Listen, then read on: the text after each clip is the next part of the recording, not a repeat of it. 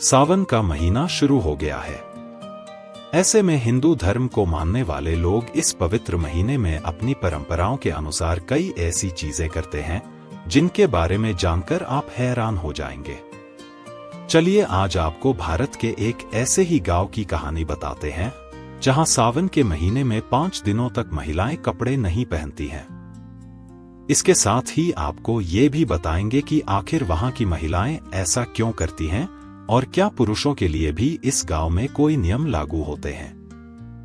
हम जिस भारतीय गांव की बात कर रहे हैं वो हिमाचल प्रदेश के मणिकर्ण घाटी में स्थित है और इस गांव का नाम पिणी गांव है। यहां सदियों से ये परंपरा चली आ रही है। सावन के महीने में खास 5 दिनों तक यहां की महिलाएं कपड़े नहीं पहनती। यही वजह है कि इन 5 दिनों में बाहरी लोगों का गांव में प्रवेश पूरी तरह से बैन रहता है। हिमाचल प्रदेश के इस गांव का इतिहास सदियों पुराना है, इसलिए यहाँ कई ऐसी परंपराएं हैं जो कहीं और देखने को नहीं मिलती। सावन में 5 दिनों तक कपड़े ना पहनने की परंपरा भी सदियों पुरानी है। चलिए अब जानते हैं कि इसके पीछे की वजह क्या है। दरअसल एक समय में इस गांव में राक्षसों का इतना आतंक था कि गांव वालों का जीना मुश्किल हो गया था। जब राक्षसों का आतंक बहुत बढ़ा तो इस गांव में लाहुआ गोंड नाम के एक देवता आए और उन्होंने राक्षस का वध करके गांव वालों को बचा लिया। बताया जाता था कि राक्षस जब गांव में आते थे तो वह सजीद जी महिलाओं को उठा ले जाते थे। यही वजह है कि आज भी सावन के इन 5 दिनों में महिलाएं कपड़े नहीं पहनती।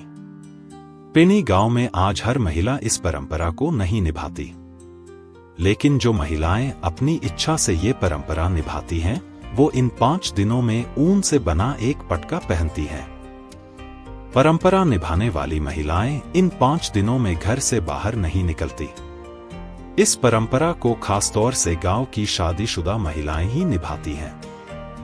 ऐसा नहीं है कि इस गांव में सिर्फ महिलाओं के लिए ही नियम है। पुरुषों के लिए नियम यह है कि वह सावन के महीने में शराब और मांस का सेवन नहीं करेंगे। इन खास 5 दिनों में तो इस परंपरा का पालन करना सबसे ज्यादा जरूरी है। वहीं इस परंपरा के अनुसार इन 5 दिनों में पति पत्नी एक दूसरे को देखकर मुस्कुरा भी नहीं सकते। अगर आप घूमने के शौकीन हैं तो आप इस गांव में जा सकते हैं। हालांकि सावन के इन 5 दिनों में आपको इस गांव में प्रवेश नहीं मिलेगा। गांव वाले लोग इन 5 दिनों को बेहद पवित्र मानते हैं और इसे त्योहार की तरह मनाते हैं। ऐसे में वह किसी बाहरी व्यक्ति को इन 5 दिनों में अपने गांव में प्रवेश नहीं देते।